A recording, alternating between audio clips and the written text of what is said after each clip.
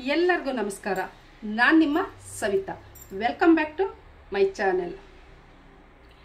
ಎಲ್ಲ ಕಡೆ ನಿಮಗೆ ಗೊತ್ತಿರೋ ಹಾಗೆ ಕೇಳಿಸ್ತಾ ಇರೋ ಒಂದೇ ಒಂದು ಧ್ವನಿ. ಸೋಷಿಯಲ್ ಮೀಡಿಯಾ ಇರ್ಬೋದು, ಕೆಲವೊಂದು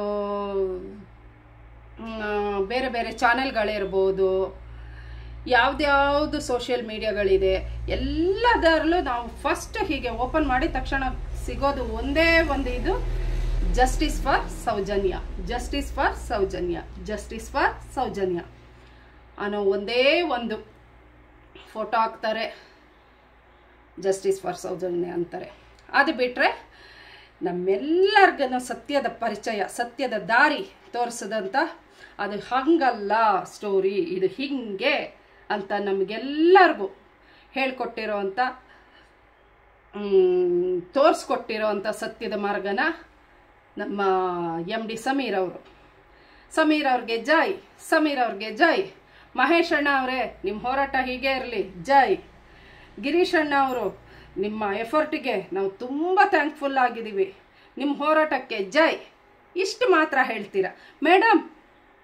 ನೀವು ತುಂಬ ಚೆನ್ನಾಗಿ ಮೊನ್ನೆ ಎಲ್ಲ ಒಂದೆರಡು ವಿಡಿಯೋಗಳನ್ನ ಹಾಕಿದ್ರಿ, ತುಂಬ ಚೆನ್ನಾಗಿ ಮಾತಾಡಿದ್ದೀರಾ. ನಿಮ್ಮಂಥ ಹೆಣ್ಮಕ್ಳು ಬೇಕು ಮೇಡಮ್, ನಿಮ್ಮ ಹೋರಾಟಕ್ಕೆ ನಮ್ಮೆಲ್ಲರ ಸಪೋರ್ಟ್ ಇದೆ, ಜೈ ಮೇಡಮ್ ಅಂತ ನನಗೂ ಕೂಡ ನಾನು ಹಾಕಿರೋವಂಥ ಒಂದೆರಡು ವಿಡಿಯೋಗಳನ್ನ ನೋಡಿ ನೀವೆಲ್ಲರೂ ನಿಮ್ಮ ಅನಿಸಿಕೆಗಳನ್ನ ವ್ಯಕ್ತಪಡಿಸಿದ್ದೀರಾ. ಇಷ್ಟು ಹೇಳಿದ್ರೆ ಸಾಕಾ? ಯಾರಾದರೂ ಒಬ್ಬರು ಈ ಹೋರಾಟದಲ್ಲಿ ನಾನಿದ್ದೀನಿ ಮುಂದೆ ಬಂದಿದ್ದೀರಾ? ನಿಮ್ಮನ್ನು ದೂರ್ತಾ ಇಲ್ಲ ಫ್ರೆಂಡ್ಸ್, ದಯವಿಟ್ಟು ತಪ್ಪು ತಿಳ್ಕೊಬೇಡಿ. ಸಾರಿ, ನಿಮ್ಮನ್ನು ದೂರ್ತಾ ಇರೋದಲ್ಲ, ಬರೀ ನಿಮ್ಮ ಹೋರಾಟ, ನಿಮ್ಮ ಆಕ್ರೋಶ, ನಿಮ್ಮ ರೋಷ ಇದೆಲ್ಲ ಬರೀ ಒಂದೊಂದು ಕಮೆಂಟಿಗೆ ಮಾತ್ರ ಸೀಮಿತ ಆಗಿರಬಾರ್ದು. ಈ ಸೌಜನ್ಯನ ಕೇಸಲ್ಲಿ, ಈ ಸೌಜನ್ಯ ಅನ್ನೋ ಒಂದು ನಮ್ಮೆಲ್ಲರ ಮನೆ ಮಗಳು, ಆ ಹೆಣ್ಮಗುಗೆ ನ್ಯಾಯ ಸಿಗಬೇಕು ಅಂತ ಅಂದರೆ ನೀವು ಬರೀ ಒಂದು ಕಮೆಂಟಿಂದ ಸಾಧ್ಯ ಆಗಲ್ಲ. ಅದು ನಿಮಗೂ ಗೊತ್ತಿದೆ, ನನಗೂ ಗೊತ್ತಿದೆ, ಎಲ್ಲರಿಗೂ ಗೊತ್ತಿದೆ. ನೀವು ಎಷ್ಟು ಆಕ್ರೋಶದಲ್ಲಿ, ಸಿಟ್ಟಲ್ಲಿ, ಕೋಪದಲ್ಲಿ ಎಲ್ಲ ನಾವು ಮೆಸೇಜ್ ಮಾಡ್ತಾ ಇದ್ದೀರಾ, ನಿಮ್ಮ ಕೋಪನ ಹೊರಹಾಕ್ತಾ ಇದ್ದೀರಾ. ಅದಕ್ಕೆಲ್ಲ ನಾನು ಎಲ್ಲ ಸೌಜನ್ಯ ಪರ ಹೋರಾಟಗಾರರ ಪರವಾಗಿ ನಿಮಗೆಲ್ಲ ತುಂಬ ಹೃದಯದ ಧನ್ಯವಾದಗಳು, ನಮಸ್ಕಾರಗಳನ್ನ ನಾನು ತಿಳಿಸ್ತೀನಿ. ನಾನು ಹೇಳ್ತಾ ಇರೋದಿಷ್ಟೇ, ಬರೀ ನೀವೊಂದು ಎಲ್ಲೋ ಕೂತ್ಕೊಂಡು ಒಂದು ಕಮೆಂಟ್ ಮಾಡಿದರೆ ಸಾಕಾ? ಒಬ್ಬರಾದರೂ ಮುಂದೆ ಬರ್ತಾ ಇದ್ದೀರಾ? ನಾವಿದ್ದೀವಿ. ಆಯಿತು, ಸೌಜನ್ಯ ಅವರ ಅಮ್ಮ ಕುಸುಮಾವತಿ ಅವರು ಪಾಪ ಎಲ್ಲೋ ಕೂತ್ಕೊಂಡು ಕಣ್ಣೀರು ಹಾಕ್ಕೊಂಡು ಎಲ್ಲರಿಗೂ ಸೆರ್ಗನ ಒಡ್ಡಿ ಬೇಡ್ಕೊತಾ ಇದ್ದಾರೆ, ನನ್ನ ಮಗಳ ಸಾವಿಗೆ ನ್ಯಾಯ ಕೊಡಿಸಿ ಅಂತ. ಹೋಗ್ತಾ ಇದ್ದೀರಾ ಕೆಲವರು, ಅದೇ ನಾನು ಮೊದಲೇ ಹೇಳ್ದಂಗೆ ಮೆಸೇಜಲ್ಲಿ ಎಲ್ಲ ಹೇಳ್ತಾ ಇದ್ದೀರಾ. ಆ ತಾಯಿ ಕಣ್ಣೀರ್ ಜೊತೆ ನೀವು ಕಣ್ಣೀರಾಗ್ತಾ ಇದ್ದೀರಾ. ಕೆಲವರು ಧೈರ್ಯ ಮಾಡಿ ಅವರಿರೋ ಮನೆ ಹತ್ರನೇ ಹೋಗಿ ಅವ್ರನ್ನ ವಿಡಿಯೋಗಳು ಮಾಡಿದ್ದೀರಾ, ಅವ್ರಿಗೆ ಅವತ್ತಾಗಿದ್ದ ಅನುಭವಗಳು ಎಲ್ಲರನ್ನೂ ಕೇಳ್ಕೊಂಡಿದ್ದೀರಾ, ಅವ್ರವ್ರ ಬಾಯಿಂದ ಹೇಳಿದ್ದಾರೆ. ಮತ್ತು ಸೌಜನ್ಯನ ಮಾವನ ಜೊತೆ ಮಾತಾಡಿದ್ದೀರಾ, ಅವತ್ತಾಗಿದ್ದ ಘಟನೆನ ಅವ್ರ ಮಾವ, ಅವರ ತಾತ, ಸೌಜನ್ಯನ ತಾತ ಎಲ್ಲರೂ ಮಾತಾಡಿದ್ದಾರೆ. ಓಕೆ, ಖುಷಿನೇ, ತುಂಬ ಖುಷಿನೇ ಅಲ್ಲ, ತುಂಬ ಖುಷಿ. ಒಬ್ರು, ಇಬ್ರು, 3 ಜನ, 10 ಜನ, 100 ಜನ, ಇಷ್ಟು ಜನ ಪ್ರಯತ್ನ ಪಟ್ಟರೆ ಸಾಕಾ? ಸಾಲಲ್ಲ ಫ್ರೆಂಡ್ಸ್, ಸಾಲಲ್ಲ. ನಮ್ಮ ಹೋರಾಟ ನೀವೆಲ್ಲ ಯಾವ ಥರ ನೀವು ಮೆಸೇಜ್ ಮಾಡ್ತಾ ಇದ್ದೀರಾ, ಎಷ್ಟು ನಿಮ್ಮ ಆಕ್ರೋಶನ ಹೊರಗಾಗ್ತಾ ಇದ್ದೀರಾ. ನಿಮ್ಮ ಆ ಆಕ್ರೋಶನ ಜಸ್ಟ್ ಒಂದು ಮೆಸೇಜ್ ಮಾಡಿ ತಿಳಿಸೋದ್ರಲ್ಲಿ ಒಂದರಲ್ಲೇ ಇಟ್ಕೋಬೇಡಿ. ಹೋರಾಟ ಮಾಡೋಕ್ಕೆ ನಾವು ನಿಮ್ಮ ಜೊತೆ ಇದ್ದೀವಿ ಅಂತ ನಮ್ಮ ಪುಷ್ ಮಾಡಿ, ನಮ್ಮ ಹಿಂದೆ ಬನ್ನಿ, ನಮಗೆ ಸಪೋರ್ಟ್ ಆಗಿ ನಿಲ್ಲಿ. ಯೂಟ್ಯೂಬರ್ಸ್ಗಳು, ನಮ್ಮ ಪ್ರೀತಿಯ ಸಹೋದರ ಸಲೀಂ ಬಾಯ್ ನಮಗೆಲ್ಲನೂ ತಿಳಿಸ್ಕೊಟ್ರು, ಅದು ಹೀಗಲ್ಲ ಹಾಗಲ್ಲ ಹೀಗೆ ಅಂತ. ಅವ್ರಿಗೂ ನೀವೆಲ್ಲ ತುಂಬ ವಿಶ್ ಮಾಡಿದ್ದೀರಾ. ನೀನೇನು ಹೆದರ್ಕೋಬೇಡ ಭಯ್ಯ, ನಾವಿದ್ದೀವಿ, ಸಹೋದರ ನಾವಿದ್ದೀವಿ, ನಮ್ಮ ಮನೆ ಮಗ ನೀನು, ನಿನಗೆ ನಾವು ಸಪೋರ್ಟ್ ಆಗಿರ್ತೀವಿ ಅಂತ ಹೇಳ್ತಾ ಇದ್ದೀರಾ. ಎಲ್ಲೋ ಇದ್ಕೊಂಡು ಹೇಳೋದಲ್ಲ, ನಾವು ನಿಲ್ಲೋಣ, ಬ್ಯಾಕ್ ಸಪೋರ್ಟ್ ಆಗಿ ನಿಲ್ಲೋಣ, ನ್ಯಾಯ ಸಿಕ್ಕೇ ಸಿಗತ್ತೆ. ನೀವಂತೀರಾ ಏನು ಮೇಡಮ್ ಮೊನ್ನೆಯಿಂದ ಒಂದೇ ಥರ ಬಡ್ಕೊತಾ ಇದ್ದೀರಾ ಅಂತ. ಆ್ಯಕ್ಚುಲಿ ಫ್ರೆಂಡ್ಸ್, ನಾನು ಹೇಳಬೇಕು ಅಂದರೆ ನನಗೆ ಸಾಕು. ಇನ್ನು ನನ್ನೊಬ್ಬರು ಕ್ಲೋಸ್ ಫ್ರೆಂಡ್ ಇದ್ದಾರೆ, ನನ್ನ ಅಮ್ಮ ಬೇರೆ ಅಲ್ಲ, ಅವ್ರು ಬೇರೆ ಅಲ್ಲ, ಅಷ್ಟು ನಂದು ಕ್ಲೋಸ್ ಫ್ರೆಂಡ್. ಅವ್ರು ಹೇಳಿದ್ರು ಮೊನ್ನೆ, ನನ್ನನ್ನು ಅವ್ರ ಮನೇಲೆಲ್ಲ ನನ್ನ ಸವಿ ಸವಿ ಅಂತ ಕರೆಯೋದು ಎಲ್ಲರೂ ಸಾಮಾನ್ಯವಾಗಿ. ಸವಿ ಸಾಕು, ಇನ್ನು ನೀನು ಜಾಸ್ತಿ ಮಾತಾಡೋಕೆ ಹೋಗ್ಬೇಡ, ವಿಷಯಗಳು ಎಲ್ಲೆಲ್ಲೋ ಮುಟ್ಟತ್ತೆ, ಏನಾದರೂ ನೀನೇನೋ ತೊಂದರೆ ಮಾಡ್ಕೋಬೇಡಪ್ಪ ಅಂತ ನಾನು ಅಂದೆ ಅವರಿಗೆ. ನನ್ನ ಫ್ರೆಂಡ್ ಆದ್ರೂ ನಾನು ಅವ್ರನ್ನ ರೇಖಮ್ಮ ಅಂತ ಕರಿತೀನಿ.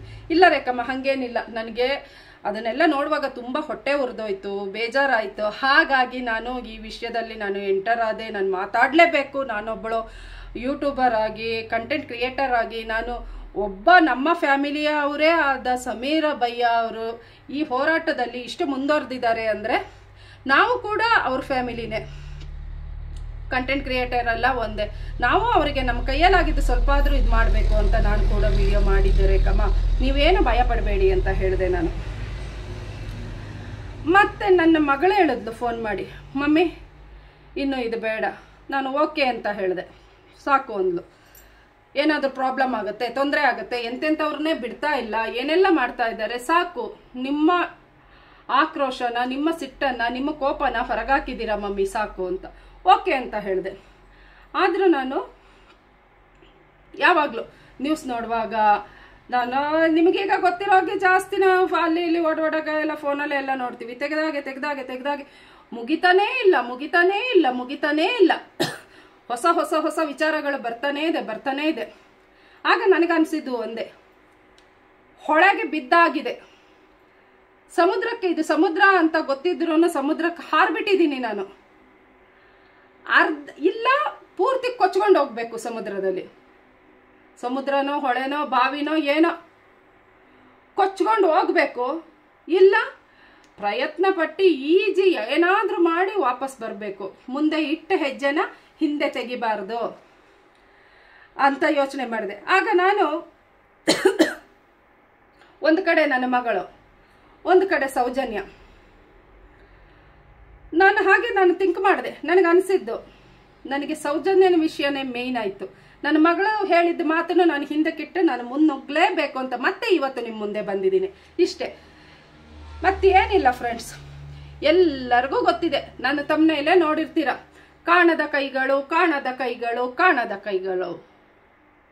ನಿಜವಾಗ್ಲೂ ಕಾಣದೇ ಇದೆಯಾ ಕೈ? ಕಾಣಿಸ್ತಾ ಇಲ್ವಾ ಕೈ? ಕಾಣಿಸ್ತಾ ಇದೆ ಅಂತ ಎಲ್ಲರಿಗೂ ಗೊತ್ತು. ಕಾಣದ ಕೈಗಳಲ್ಲ, ಕಾಣ್ತಾ ಇರೋ ಕೈಗಳೇ.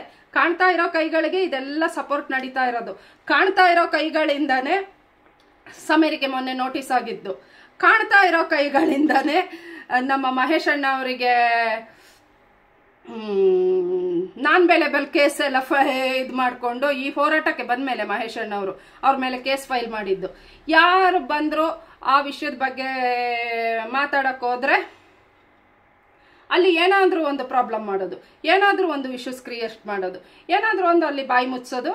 ಕಾಣದೇ ಇರೋ ಕೈಗಳಲ್ಲ, ಕಾಣ್ತಾ ಇರೋ ಕೈಗಳೇ. ನಾವು ಸ್ವಲ್ಪ ದುರ್ಬೀನ್ ಹಾಕೋಬಿಟ್ಟು, ಹೀಗೆ ದುರ್ಬೀನ್ ಅವಶ್ಯಕತೆ ಇಲ್ಲ ಇವಾಗಂತೂ ದುರ್ಬೀನ್ ಅವಶ್ಯಕತೆ ಇಲ್ಲ. ನಮ್ಗೆ ಯಾವುದು ಅದು ಕಾಣದೇ ಇರೋ ಕೈ ಅನ್ನೋದೆಲ್ಲ ಪರ್ಫೆಕ್ಟಾಗಿ ಗೊತ್ತಿದೆ.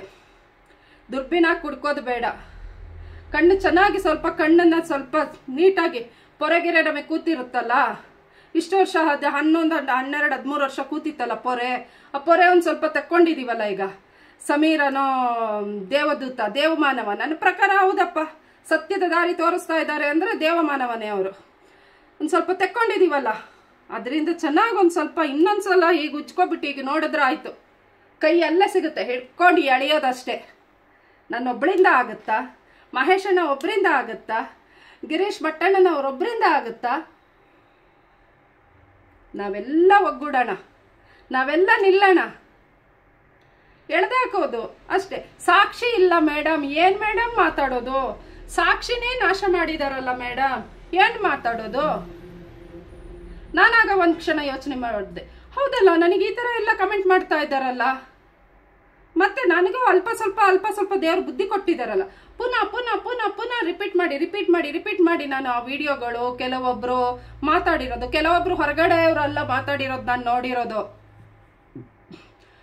ಸೌಜನ್ಯ ಅವರ ಸ್ವಂತ ಮಾವ,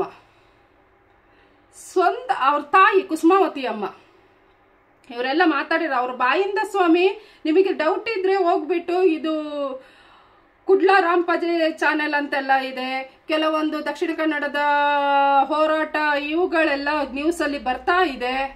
ಅದೆಲ್ಲ ಒಂದ್ಸಲ ನೋಡಿ. ನಾನು ಊಹೆ ಮಾಡ್ಕೊಂಡು ಹೇಳ್ತಾ ಇಲ್ಲ, ಸುಮ್ಮನೆ ಏನೋ ನನಗೆ ಮನಸ್ಸಿಗೆ ಬಂದಿದ್ದು ಯಾರೋ ಮಾತಾಡ್ದ ಅಂತ ಹೇಳ್ಕೊಂಡು ನಾನು ಬಂದಿಲ್ಲ. ಅವ್ರ ಮಾವ ಹೇಳ್ತಾ ಇದ್ದಾರೆ, ಹೀಗಾಯ್ತು, ನಾವು ಹೋದ್ವಿ, ಕಂಪ್ಲೇಂಟ್ ಮಾಡಿದ್ವಿ, ಕಂಪ್ಲೇಂಟ್ ಸರಿ ತಗೊಳ್ಳಿಲ್ಲ, ಎನ್ಕ್ವೈರಿ ಸರಿ ಮಾಡಲಿಲ್ಲ, ಯಾರನ್ನೋ ಕರ್ಕೊಂಡು ಹೋದ್ರು, ಯಾವನ್ನೋ ಬಂದ ಸಂತೋಷ್ ರಾವ್ನ ಎತ್ಕೊಂಡು ಹೋದ್ರು, ಅವ್ರಿಗೆ ಹೊಡೆದ್ರು, ಅವ್ರಿಗೆ ಬಡಿದ್ರು, ಯಾರ ಮೇಲೆ ಮಾಡ್ದವ್ರೇ ತಪ್ಪು ಯಾರೋ, ಕೇಸಲ್ಲಿ ಫಿಟ್ ಆದವ್ರೇ ಯಾರೋ, ಬಾಯ್ ಬಿಟ್ಟು ಹೇಳ್ತಾ ಇದ್ದಾರೆ, ಲಬ ಲಬ ಬಾಯ್ ಪಡ್ಕೊಂಡು ಹೇಳ್ತಿದ್ದಾರೆ ಅವರು. ಹಾಗಲ್ಲ ಹೀಗೆ, ಹೀಗಲ್ಲ ಹಾಗೆ ಅಂತ ಹೇಳ್ತಾನೆ ಇದ್ದಾರಲ್ಲ. ನಾನೇನು ಎಲ್ಲ ಊಹೆ ಮಾಡ್ಕೊಂಡು ಹೇಳ್ತಾ ಇಲ್ಲ, ನೀವು ನೋಡಿರ್ತೀರಾ ತುಂಬ ಇದರಲ್ಲಿ, ಚಾನೆಲ್ಗಳಲ್ಲಿ, ಸೋಷಿಯಲ್ ಮೀಡಿಯಾದಲ್ಲಿ. ಮತ್ತು ಅವ್ರ ಮಾವ ಇನ್ನೊಂದು ಹೇಳ್ತಾರೆ, ಸೌಜನ್ಯನ ಮಾವ, ಹೀಗಾಯಿತು, ಹೀಗಾಗಿ ಮಗು ಇನ್ನೂ ಸಿಕ್ಕಿಲ್ಲ, ಮನೆಗೆ ಬಂದಿಲ್ಲ. ನಾವು ನಮ್ಮ ಸಮೀರ್ ಬಾಯ್ ಹೇಳಿದ್ರಲ್ಲ, ಊರಿನ ಮುಖ್ಯಸ್ಥ, ಊರಿನ ದೊಡ್ಡ ದಣಿಗಳು, ದೊಡ್ಡ ಗೌಡ್ರು, ಆ ದೊಡ್ಡ ಗೌಡ್ರು, ದೊಡ್ಡ ಬಿಗ್ ಬಾಸ್ಗಳ ಹತ್ರ ಅದೊಂದು ಊರಿನ ಸಂಪ್ರದಾಯ ಹೋಗೋದು. ಏನು ಒಬ್ರು ಹಿರಿಕರಿದ್ದಾರೆ, ಒಬ್ರು ಹಿರಿಯವರಿದ್ದಾರೆ, ದೊಡ್ಡ ಇವರಿದ್ದಾರೆ ಊರಿನ ಗೌಡ್ರು ಅಂತ ಹೇಳುವಾಗ, ಏನಾದರೂ ಒಂದು ಸಣ್ಣ ಪುಟ್ಟ ವಿಲೇಜಲ್ಲಿ ಏನಾದರೂ ಆದರೆ ಒಂದು ಸ್ಟೇಷನ್ನೋ ಬೇರೆದಕ್ಕೋ ಪಾಪ ಏನೋ ಒಂದು ಇದರಲ್ಲಿರೋ ಜನಗಳು ಅಲ್ಲಿಗೆ ಹೋಗಲ್ಲ, ಸೀದಾ ದೊಡ್ಡ ಊರ್ ಮುಖಂಡರ ಹತ್ರ ಹೋಗ್ತಾರೆ. ಫಸ್ಟ್ ಚರ್ಚೆ ಮಾಡ್ತಾರೆ, ಏನ್ ಮಾಡಬೇಕು, ಏನ್ ಮಾಡಬಾರ್ದು, ಹೇಗೆ ಅಂತ. ಆಗ ಪಾಪ ಸೌಜನ್ಯನ ಮಾವ, ಸೌಜನ್ಯನ ಅಜ್ಜ ಎಲ್ಲ ಅಲ್ಲಿಗೆ ಹೋಗಿದ್ದಾರೆ, ಊರನ್ನ ಸ್ವಲ್ಪ ಜನನ ಕರ್ಕೊಂಡು. ಇದು ನಾನು ಹೇಳ್ತಾ ಇರೋದು ಫ್ರೆಂಡ್ಸ್, ಸೌಜನ್ಯ ಇನ್ನೂ ಮನೆಗೆ ಬರ್ದೆ ಅಲ್ಲೆಲ್ಲ ಹುಡುಕಿ ಮಾಡಿ ಎಲ್ಲ ಆಗಿ ಏನೋ ಸಿಕ್ಕಿಲ್ಲ ಅನ್ನುವಾಗ, ಆ ದೊಡ್ಡ ಊರ್ ಗೌಡ್ರು ಬಿಗ್ ಬಾಸ್ಗಳ ಮನೆಗೆ ಹೋದಾಗ ಹಾಫ್ ಆನ್ ಅವರ್ ವೆಯ್ಟ್ ಮಾಡಿಸಿದ್ದಾರೆ ಬಿಗ್ ಬಾಸ್ ಹೊರಗೆ ಬರಕ್ಕೆ. ಆಗ ಇವ್ರು ನಿಂತಿದ್ದಾರೆ, ಹಾಫ್ ಆನ್ ಅವರ್ ಆದ್ಮೇಲೆ ಬಿಗ್ ಬಾಸ್ ರೂಮಿಂದ ಹೊರಗೆ ಬಂದಿದ್ದಾರೆ. ಬಿಗ್ ಬಾಸೇ ಪಾಪ, ಅವ್ರದ್ದು ಹೆಸರು ಹೇಳೋ ಹಾಗೆಲ್ಲ ಇಲ್ವಂತಲ್ಲ, ಬೇಡ ಹೇಳೋದು ಬಿಡಿ, ನನಗೇನು ಅವಶ್ಯಕತೆನೋ ಇಲ್ಲ, ನಿಮಗೆ ಅರ್ಥ ಆಗಿರುತ್ತೆ, ಹೆಸರು ಹೇಳಿದ್ರೇನೆ ಅರ್ಥ ಆಗೋದು. ಹೊರಗೆ ಬಂದ್ಬಿಟ್ಟು ಹೇಳಿದ್ದಾರೆ, ಏನ್ ಹೇಳ್ಬೇಕಿತ್ತು, ಊರಲ್ಲೊಬ್ರು ದೊಡ್ಡ ಮನುಷ್ಯ ಇವನು, ದೊಡ್ಡ ಇವರು, ದೊಡ್ಡ ಬೇಡ, ನಾನೊಂದು ಸ್ವಲ್ಪ ಕ್ರ್ಯಾಕ್ ಅಂತ ಮೊದಲೇ ಹೇಳಿದ್ದೀನಿ. ನಾನು ಮಾತಾಡ್ತಾ ಹೋದ್ರೆ ನನ್ನ ಇದನ್ನ ನಾನೇ ಕಳ್ಕೊಬಿಡ್ತೀನಿ, ಅಷ್ಟು ಹೊಟ್ಟೆ ಉರಿಯೋವಂಥ ವಿಚಾರಗಳು ಇವೆಲ್ಲ. ಹಾಗೆ ಅವರು ಬಂದ್ಬಿಟ್ಟು ಹೇಳಿದ್ದಾರೆ, ಓಕೆ ನೀವೇನು ತಲೆ ಕೆಡಿಸ್ಕೋಬೇಡ, ಅವ್ರನ್ನ ಕರೆಯೋದು ಬಾಲೆ ಅಂತಂತೆ. ಯಾರನ್ನ? ಸೌಜನ್ಯನ ತಾತ. ತುಳು ಭಾಷೆಯಲ್ಲಿ ಬಾಲೆ ಅಂದ್ರೆ ಮಗು ಅಂತ. ಪಾಪ ಇವರಲ್ಲೆಲ್ಲ ಕೆಲಸ ಮಾಡ್ಕೊಂಡಿದ್ದವ್ರಲ್ವ, ನೀನೇನು ತಲೆ ಕೆಡಿಸ್ಕೋಬೇಡ, ಹೆಣ್ಮಗು ಅಲ್ಲ ಏಜಿಗೆ ಬಂದಿರೋದು, ಎಲ್ಲ ಫ್ರೆಂಡ್ಸ್ ಜೊತೆನೋ ಇಲ್ಲ ಏನೋ ವಿಷಯ ಇತ್ತೇನೋ, ಅದಕ್ಕೆ ಹೋಗಿದ್ದಾಳೆ, ಒಂದ್ 2-3 ದಿನ ಬಿಟ್ಟು ಬರ್ತಾಳೆ ಬಿಡು, ತಲೆ ಕೆಡಿಸ್ಕೋಬೇಡ, ಆರಾಮಾಗಿ ಹೋಗಿ ಮನೆಯಲ್ಲಿರೋ ಅಂತ ಹೇಳಿದ್ದಾರೆ. ಈಗ ಹೇಳೋದು ಅವ್ರಂತ ದೊಡ್ಡ ಮನುಷ್ಯ ಆದ್ರೆ ಏನ್ ಮಾಡ್ಬೇಕಿತ್ತು? ನಾನು ಎಲ್ಲ ಕಡೆ ವಿಷಯ ತಿಳಿಸ್ತೀನಿ, ಏನಾದ್ರೂ ಒಂದು ವ್ಯವಸ್ಥೆ ಮಾಡೋಣ, ಎಲ್ಲರನ್ನೂ ಬಿಟ್ಟು ನಾನು ಹುಡುಕಿಸ್ತೀನಿ, ದೇವ್ರೇನೋ ಒಂದು ದಾರಿ ತೋರಿಸ್ತಾರೆ ಅಂತ ಹೇಳ್ಬೇಕು. ನಾವಿದೀವಿ ನಿನ್ ಜೊತೆಗೆ, ನೀನೇನು ಭಯ ಪಡಬೇಡ, ನಮ್ಮ ಜನಗಳನ್ನೆಲ್ಲ ಬಿಡೋಣ. ಮಗು ವಯಸ್ಸಿಗೆ ಬಂದಿರೋ ಮಗು, ಅದು ತಪ್ಪಿಸ್ಕೊಂಡಿದೆ ಇಷ್ಟೊತ್ತಲ್ಲಿ. ಇಲ್ಲ ನಮ್ಮ ಮಕ್ಕಳೇ, ನಾವು ಅರ್ಧ ಗಂಟೆ ಲೇಟಾಗಿ ಬರ್ತಾರೆ ಮನೆಗೆ, ಇನ್ನೂ ಬಂದಿಲ್ಲ ಅಂದ್ರೆ ನಮಗೆ ಹೆಂಗಾಗುತ್ತೆ ನಮಗೆ ಗೊತ್ತು. ಆ ಹುಡುಗಿ ಅಂತ ಮಳೆ ಅಂತ ಇದ್ರಲ್ಲಿ ರಾತ್ರಿ ಎಲ್ಲ ಬಂದಿಲ್ಲ, ಏನಿಲ್ಲ, ಸಿಕ್ಕಿಲ್ಲ ಅನ್ನುವಾಗ ಪಾಪ ಓಡೋದಾಗ ಇವ್ರು ಹಾಗೆ ಹೇಳಿ ಕಳ್ಸೋದಾ? ಇದನ್ನ ನಾನು ಹೇಳ್ತಿಲ್ಲ, ಅವ್ರ ಮಾವನೇ ಹೇಳಿರೋದು, ನಾನು ಹೇಳ್ತಾ ಇರೋದು. ನೀವು ಹೋಗಿ ಒಂದ್ 2-3 ದಿನ ಬಿಟ್ಟು ಬರ್ತಾಳೆ ಅಂದ್ರೆ ಏನರ್ಥ? ಯಾರ ಜೊತೆಗ ಹೋಗಿದ್ದಾಳೆ, ಮಾಡಬಾರ್ದು ಏನೇನೋ ಮಾಡ್ಕೊಬಿಟ್ಟು ಏಜಲ್ಲಿ ಇದ್ದಾಳೆ, ಆಮೇಲೆ ಬರ್ತಾಳೆ ನೀನು ಸೇರಿಸ್ಕೊ ಅಂತನಾ? ಅಷ್ಟೇನಾ ಒಂದು ಹುಡುಗಿಗಿರೋದು? ಆ ಏರಿಯಾದಲ್ಲಿ ಒಂದು ಹೆಣ್ಮಗುಗೆ ಒಂದು ಹೆಣ್ಣಿಗೆ ಏನಾದರೂ ಹಿಂಗೆ ಅನ್ಯಾಯ ಆದರೆ ಇದೇನಾ ನ್ಯಾಯ? ಅದು ಹೋಗ್ಲಿ. ಆಮೇಲೆ ಹೀಗೆ ಆಯ್ತು, ಕೇಸ್ ಆಯ್ತು, ಎಲ್ಲ ಆಯ್ತು, ಏನೇನಾಯ್ತು ಅದೆಲ್ಲ ನಿಮಗೆ ಗೊತ್ತಿದೆ. ಪೊಲೀಸ್ ಅವರು ಯಾವ ತರ ಡ್ರಾಮಾ ಮಾಡಿದ್ರು, ಡಾಕ್ಟರ್ ಏನು ನಾಟಕ ಮಾಡಿದ್ರು, ಯಾವ ವಿಟ್ನೆಸ್ನ ಮಾಯ ಮಾಡಿದ್ರು, ಅದೆಲ್ಲ ನಾನು ಆಲ್ರೆಡಿ ನನ್ನ ಹಿಂದಿನ ವಿಡಿಯೋಗಳಲ್ಲೇ ನಾನು ಹೇಳ್ಕೊಂಡಿದ್ದೀನಿ, ಶೇರ್ ಮಾಡಿದ್ದೀನಿ, ನಿಮಗೂ ಎಲ್ಲ ಗೊತ್ತಿದೆ. ನನ್ನ ವಿಡಿಯೋ ಅಂತಲ್ಲ, ಸಮೀರ್ ಅವರು ಹೇಳಿದ್ದಾರೆ, ಪ್ರತಿಯೊಬ್ಬರು ಹೋರಾಟಗಾರರು ಹೇಳಿದ್ದಾರೆ. ಈ ವಿಷಯದ ಬಗ್ಗೆ ವಿಡಿಯೋಗಳೆಲ್ಲ ಅಪ್ಲೋಡು ಬಿಡ್ತಾ ಇರೋ ಚಾನೆಲ್ಗಳು ಎಲ್ಲರೂ ಹೇಳಿದ್ದಾರೆ. ನಿಮಗೆ ಗೊತ್ತಿದೆ ಏನೇನಾಯ್ತು ಅಂತ ಎಲ್ಲ. ಅದಾಗಿ ಒಂದು 6 ಮಂತ್ ಆಗಿದೆ ಫ್ರೆಂಡ್ಸ್, 5-6 ತಿಂಗಳಾಗಿದೆ. ಕೇಸು ದಿನಕ್ಕೆ ಬೆಂಕಿ ತರ ಹರಡ್ಕೊಂಡು ಹೋಗ್ತಾ ಇದೆ. ಅಲ್ಲಿ ಇಲ್ಲಿ ಅವ್ರ ಮನೆಯವರು ಪಾಪ ಅವ್ರ ಕಣ್ಣಿಗೆ ಏನಾಯ್ತು ಎಂತಾಯ್ತು ಹೀಗೆ ಇರುವಾಗ ಬಿಗ್ ಬಾಸ್ ಅಲ್ಲಿ ಇನ್ನೊಬ್ರು ಮರಿ ಬಿಗ್ ಬಾಸ್ ಇದಾರಂತೆ ಇದಾರೆ. ಅವ್ರು ಏನ್ ಮಾಡಿದ್ದಾರೆ, ಅವರಿಗೆ ಅಲ್ಲಿ ವರ್ಕ್ ಮಾಡೋರ ಹತ್ರನೇ ಪುನಃ ಇನ್ನೊಂದು ಸಲ ಸೌಜನ್ಯ ಅವರ ತಾತನ್ನ ಬರ್ಲಿಕ್ಕೆ ಹೇಳಿದ್ದಾರೆ. ಏನಕ್ಕೆ ಬರ್ಲಿಕ್ಕೆ ಹೇಳಿದ್ದಾರೆ? ಇವ್ರಿಗೆ ಪಾಪ ಇವ್ರು ಈ ಥರ ನರಕದಲ್ಲಿರುವಾಗ ಎಲ್ಲ ಮಾಡುವಾಗ ಅದು ಇದು ಸಣ್ಣ ಪುಟ್ಟ ಸಂಘ ಸಂಸ್ಥೆಗಳು ಅದು ಇದು ಮತ್ತೆ ನಮ್ಮ ಜನಾರ್ದನ್ ಪೂಜಾರಿ ಅಂತ ನಾಯಕರು ಅವರೆಲ್ಲ ಸ್ವಲ್ಪ ಹಣದ ಸಹಾಯ ಅದು ಇದು ನೀವು ಓಡಾಡೋಕೆ ಅನ್ಕೊಂಡೆಲ್ಲ ಏನೋ ಒಂದು ಸ್ವಲ್ಪ ಕೊಟ್ಟಿದ್ದಾರೆ. ಅದು ಗೊತ್ತಾಗಿದೆ ಬಿಗ್ ಬಾಸ್ಗಳಿಗೆ. ಆಗ ಗೊತ್ತಾದಾಗ ಅವರೇ ಮತ್ತೆ ಈ ಹೋರಾಟಗಳು ಮುಂದುವರಿತಿತ್ತಲ್ಲ, ಅಲ್ಲಿ ಇಲ್ಲಿ ಭಾಷಣಗಳು ಟಿವಿಯಲ್ಲೆಲ್ಲ ಆಗಾಗ ಈ ವಿಷಯ ಮ್ಯಾಟರ್ ಚರ್ಚೆ ಆಗ್ತಾ ಇತ್ತು. ಆಗ ಈ ಬಿಗ್ ಬಾಸ್ ಇನ್ನೊಬ್ರು ಮರಿ ಬಿಗ್ ಬಾಸ್ ಏನ್ ಮಾಡಿದ್ದಾರೆ, ಗೌಡ್ರ ಫ್ಯಾಮಿಲಿದು ಇವ್ರನ್ನ ಕರ್ಸ್ಕೊಂಡಿದ್ದಾರೆ. ಬಾಲೆ ಆಗಿದ್ದಾಯ್ತು, ಏನೋ ಆಯ್ತು, ನಿಮಗೇನು ಶಕ್ತಿ ಇದೆಯಾ ಹಿಂಗೆ ಹೋರಾಟ ಮಾಡೋಕೆ? ಒಂದು ಕೆಲಸ ಮಾಡು, 5 ಜನ ಮಕ್ಳು ತಾನೆ ನಿನ್ನ ಮಗಳಿಗೆ, ಇನ್ನು 4 ಜನ ಇದಾರಲ್ಲ, ಏನೋ ಅದು ಇದು ಸಣ್ಣ ಪುಟ್ಟ ಹೆಲ್ಪ್ ಎಲ್ಲ ಸಿಗ್ತಾ ಇದೆ ನಿಮಗೆ. ದುಡ್ಡನ್ನೆಲ್ಲ ಕೋರ್ಟು ಕಚೇರಿ ಪೊಲೀಸ್ ಅಂತ ತಿನ್ಸೋದು ಬೇಡ, ದುಡ್ಡನ್ನ ಇಟ್ಕೊಂಡು ಆರಾಮಾಗಿರೋಕೆ ಹೇಳು, ಹಾಗಿದ್ದಾಯ್ತಲ್ವಾ? ಹೀಗೆ ಹೇಳ್ತಾರ ದೊಡ್ಡ ಮನುಷ್ಯರು? ಹೀಗೆ ಹೇಳ್ತಾರ? ನಾನು ಈ ವಿಷಯ ಯಾಕೆ ಪುನಃ ನಿಮ್ಗೆ ಹೇಳ್ತಾರೆ, ಅವ್ರ ಮಾವ ಹೇಳಿದ್ದು ಈ ವಿಷಯ. ಅಷ್ಟೋ ಭಕ್ತಿ ಅಂತೆ ಪಾಪ ಅವ್ರಿಗೆ ಆ ವ್ಯಕ್ತಿಗಳ ಮೇಲೆ, ಅವ್ರ ದೊಡ್ಡ ಊರ್ ಮುಖಂಡ್ರ ಮೇಲೆ. ಹಿಂಗೆ ಕೈ ಮುಗ್ದು ಹಿಂಗೆ ನಿಲ್ಲದಂತವ್ರು, ಹಿಂಗೆ ಕೈ ಮುಕ್ಕೊಂಡು. ಬಡವನ ಕೋಪ ದವಡೆಗೆ ಮೂಲ. ಪಾಪ ಏನ್ ಮಾಡ್ತಾರೆ? ನಾನು ಹೇಳಿದ್ದು ಹೀಗೆ ಹೇಳಿದ್ರಂತೆ. ಅಂದ್ರೆ ಒಬ್ರು ಹೋಗ್ಬಿಡ್ಲಿ ಏನೋ ಆಗಿ, ನೀನು ಇನ್ನು 4 ಜನ ಅವರೆಲ್ಲ ದುಡ್ಡಿಟ್ಕೋ, ಸಣ್ಣ ಪುಟ್ಟದ್ದು ಕೊಡ್ತಾರಲ್ಲ ಚಿಲ್ರೆ ಪಲ್ರೆ ದುಡ್ಡಿಟ್ಕೊಬಿಟ್ಟು ನೀನು ಆರಾಮಾಗಿರೋ ಅಂತ. ಯಾಕೆ? ಇವ್ರಿಗೆ ಭಯ ಆಗಿರ್ಬೋದು.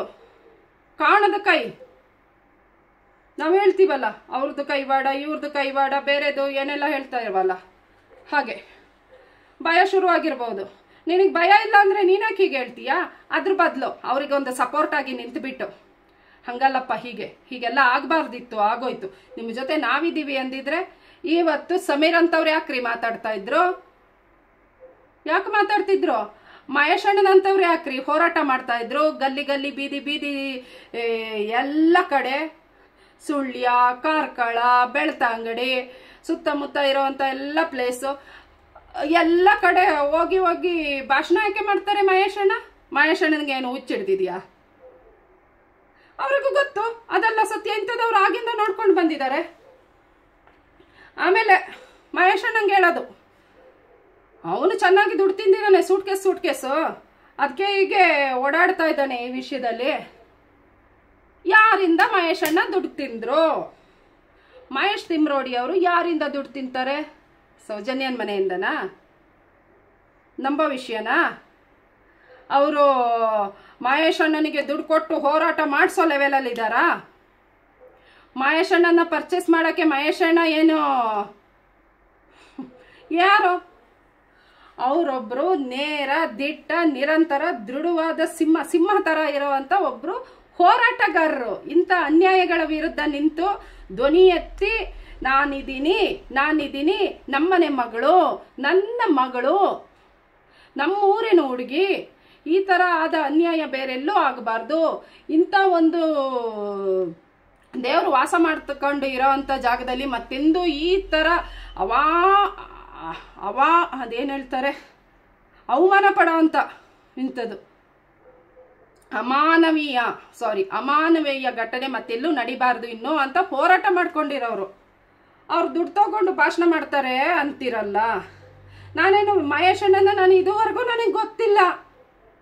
ಒಬ್ರವ್ರು ಹಿಂಗೆ ಹೋರಾಡ್ತಾ ಇದ್ದಾರೆ ಮಾಡ್ತಾ ಇದ್ದಾರೆ ಅಷ್ಟು ಗೊತ್ತು. ಬಿಟ್ರೆ ನನಗೆ ಅವ್ರ ಕಾಲು ಧೂಳಿಗೂ ನಾನು ಸಮಾನ ಅಲ್ಲ ಅನ್ನೋದು ನನಗೆ ಗೊತ್ತಿದೆ. ನಾನು ಬರೀ ಅವ್ರದ್ದು ಮೋಟಿವೇಶನ್ ಸ್ಪೀಚ್ಗಳು ಕೇಳಿದ್ದೀನಿ, ನೋಡಿದ್ದೀನಿ. ವ್ಯಕ್ತಿನ ಒಂದ್ಸಲ ನೋಡಿದ್ರೆ, ಒಂದು ಮಾತು ಕೇಳಿದ್ರೆ ಈಗ ನಾನೇನೋ ಅನ್ನೋದು ನಿಮಗೆ ನನ್ನ ನೋಡಿದ್ರೆ ಗೊತ್ತಾಗಲ್ವಾ? ಹಾಗೆ ನಾನೇನೋ ಅವ್ರದ್ದು ಅಭಿಮಾನಿ ಅಲ್ಲ, ಮಹೇಶ್ ಅಣ್ಣಂದು ಏನೂ ಅಲ್ಲ. ನಾನೊಂದು ತಂದೆ ಸಮಾನ ಅಂತ ಮೊನ್ನೆನೆ ತಂದೆ ಸಮಾನವಾಗಿ ನಾನು ನೋಡ್ತಾ ಇದ್ದೀನಿ ಅಷ್ಟೇ. ಅವ್ರ ಮೇಲೊಂದು ಅಪಾರವಾದ ಭಕ್ತಿ ಇದೆ, ಗೌರವ ಇದೆ. ಅಭಿಮಾನನೇ ಬೇರೆ ಫ್ರೆಂಡ್ಸ್. ನಾವು ಫಿಲ್ಮ್ ಸ್ಟಾರ್ ಮೇಲೆ ಅಭಿಮಾನ ಇರುತ್ತೆ, ಯಾರಾದರೂ ಒಳ್ಳೆ ರಾಜಕೀಯ ಮುಖಂಡರ ಮೇಲೆ ಅಭಿಮಾನ ಇರುತ್ತೆ. ಅಭಿಮಾನ ಬೇರೆ, ಭಕ್ತಿ ಬೇರೆ, ಶ್ರದ್ಧೆ ಬೇರೆ. ಹಿಂಗೆ ಕೈ ಮುಗಿತೀವಲ್ಲ ಗೌರವ, ಅದು ಬೇರೆ. ಅದಕ್ಕೂ ಇದಕ್ಕೂ ಲಿಂಕ್ ಮಾಡಬೇಡಿ. ನಾನೇನು ಅಭಿಮಾನಿ ಅಲ್ಲ. ಇಲ್ಲ ಮಹೇಶ್ ಅಣ್ಣನಿಗೆ ಯಾರು ರಾಜಕಾರಣಿಗಳು ಬಂದು ದುಡ್ಡು ಕೊಟ್ಟಿದ್ದಾರಾ, ಕಟ್ಟಿದಾರಾ? ಮತ್ತೆ ಯಾರು ರಾಜಕಾರಣಿ ಕೇಸಲ್ಲಿ ಧುಮುಕಿರೋದು ಎಲ್ಲಾದ್ರೂ ಇದೆಯಾ? ಕೇಸಲ್ಲಿ ಇರ್ಬೇಕಲ್ಲ ರಾಜಕಾರಣಿಗಳು ಮಾತಾಡಿರೋದು ಎಲ್ಲ. ಯಾಕೆ ಯಾರು ಬರ್ತಾ ಇಲ್ಲ ಮುಂದೆ? ಮತ್ತೆ ಇನ್ನೊಂದು, ಹೋರಾಟ ಮಾಡಲಿ, ನೀವೆಲ್ಲ ಕೈ ಜೋಡಿಸ್ತಾ ಇದ್ದೀರಾ. ಮತ್ತೆ ಇವ್ರಿಗೆ ಬಾಯಿಗೆ ಬಂದಂಗೆ ಹೇಳೋದು ಯಾರಿಗೆ? ಗಿರೀಶ್ ಮಟ್ಟಣ್ಣನವ್ರಿಗೆ. ಗಿರೀಶ್ ಮಟ್ಟಣ್ಣನವ್ರು ಏನು ಮಾಡಿದ್ದಾರೆ? ಸತ್ಯನ ಒಬ್ರು ಪೊಲೀಸ್ ಆಫೀಸರ್ ಆಗಿದ್ದಂಥವ್ರು ಸ್ವಾಮಿ ಅವರು. ನಮ್ಮ ನಿಮ್ಮಂಗೆಲ್ಲ ಸಾಧಾರಣವಾದ ವ್ಯಕ್ತಿ ಅಲ್ಲ, ಅವರೊಬ್ರು ರೆಸ್ಪಾನ್ಸಿಬಿಲಿಟಿ ಇರೋ ಅಂತ ಒಳ್ಳೆ ದಿಟ್ಟ ಪೊಲೀಸ್ ಆಫೀಸರ್ ಆಗಿದ್ದಂಥವ್ರು. ಅವರು ಎಲ್ಲೋ ಕೂತ್ಕೊಬಿಟ್ಟು ಏನೇನೋ ಮಾತಾಡ್ಕೊಂಡು ಹೋಗಕ್ಕಾಗುತ್ತಾ? ಆಗುತ್ತಾ? ಇಲ್ಲ ಈ ಕೇಸಲ್ಲಿ ಇಡೀ ಸಾಕ್ಷಿನೇ ನಾಶ ಮಾಡಿ ಎಲ್ಲೋ ಹೋಗಿ ಮಜಾ ಮಾಡ್ಕೊಂಡು ಕೂತ್ಕೊಂಡಿದ್ದಾನಲ್ಲ ಪೊಲೀಸ್ ಆಫೀಸರು, ಅವನ ಥರನಾ? ಮಹೇಶ್ ಅಣ್ಣನ ಬಗ್ಗೆ ಮಾತಾಡೋ ನೀವು, ಅವನ ಬಗ್ಗೆ ಯಾಕೆ ಮಾತಾಡ್ತಾ ಇಲ್ಲ? ಡಾಕ್ಟರ್ ಅದಮ್ ಬಗ್ಗೆ ಯಾಕೆ ಮಾತಾಡ್ತಾ ಇಲ್ಲ? ಪರಿಮಳ ಟೀಚರ್ ಅನ್ನೋರು ನೋಡಿದಾರಂತೆ ಬಸ್ಸಲ್ಲಿ ಹೋಗುವಾಗ ಹುಡುಗಿಯಲ್ಲಿ ಅವ್ರನ್ನ ಕಿಡ್ನಾಪ್ ಮಾಡ್ಕೊಂಡು ಹೋಗಿದ್ದೋ ಇಲ್ಲ ಬಟ್ಟೆ ಹಾಕಿದ್ದೋ ಅವ್ರು ಪೂರ್ತಿ ಸ್ಪಷ್ಟವಾಗಿ ಹೇಳ್ತಾ ಇಲ್ಲ. ಅರ್ಥ ಆಗುತ್ತಲ್ಲ ಅವ್ರಿಗೆ, ಅದೇ ಕಾಣದ ಕೈ. ಅವ್ರಿಗೇನೋ ಮಾಡ್ತಾ ಇದೆ, ಅಲ್ಲಿ ಚುಚ್ತಾ ಇರ್ಬೋದು ಗುಂಡ್ಪಿನ್ ತಗೊಂಡು. ಅವ್ರು ಸೈಲೆಂಟ್ ಆಗಿದ್ದಾಗ ನನಗೆ ಗೊತ್ತು ಅನ್ನೋದು, ಆಮೇಲೆ ಮತ್ತೆ ಅವ್ರಿಗೆ ಭಯ ಪಟ್ಟಿದ್ದಾರೆ. ಎಲ್ಲಿ ಪಾಪ ಸಂತೋಷ್ ರಾವ್ಗಾದ ಗತಿ ನನಗಾದತ್ತು. ಇನ್ನೊಬ್ರು ಯಾರೋ ರವಿ ಪೂಜಾರಿನ ಯಾರು ಅವನಿಗೆ ಮಾಡ್ದಂಗೆ ನನಗೆ ಮಾಡಿಬಿಟ್ಟವರು. ಬಾಯ್ ಬಿಟ್ಟಿದ್ದಕ್ಕಲ್ವಾ ರವಿ ಪೂಜಾರಿಗೆ ನೇಣು ಹಾಕೊಂಡಿದ್ದು. ನಾನು ಯಾಕೆ ಇಷ್ಟೆಲ್ಲ ಮಾತಾಡ್ತಾ ಇದ್ದೀನಿ ಅಂತ ಹೇಳಿದ್ರೆ, ಭಯ ಪಡಬೇಡಿ. ನಾವೆಲ್ಲ ಪ್ರಜಾಪ್ರಭುತ್ವ ದೇಶದಲ್ಲಿರೋ ಅಂಥವ್ರು, ಎಲ್ಲರಿಗೂ ವಾಕ್ ಸ್ವಾತಂತ್ರ್ಯ ಇದೆ. ನಾವೆಲ್ಲ ಮಾತಾಡೋ ಅಂಥ ಹಕ್ಕಿದೆ ನಮಗೆ. ನಾವು ಮಾತಾಡ್ಬೋದು. ಮುಂದೆ ಅನ್ಯಾಯಗಳು ನಡೀತಾ ಇದೆ ಅಂದರೆ ನಾವು ಮುಂದೆ ನುಗ್ಗಬೇಕು. ನಾಳೆ ನಮ್ಮ ಮನೇಲಾಗುತ್ತೆ, ನಿಮ್ಮ ಮನೇಲಾಗುತ್ತೆ, ಬೀದಿಲಾಗುತ್ತೆ ಅಲ್ವಾ? ಕಾಣದ ಕೈ ಅಲ್ವೇ ಅಲ್ಲ. ಕಾಣದ ಕೈ ಯಾವುದೂ ಇಲ್ಲ, ಕಾಣ್ತಾ ಇರೋ ಕೈಯೇ ಇರೋದು.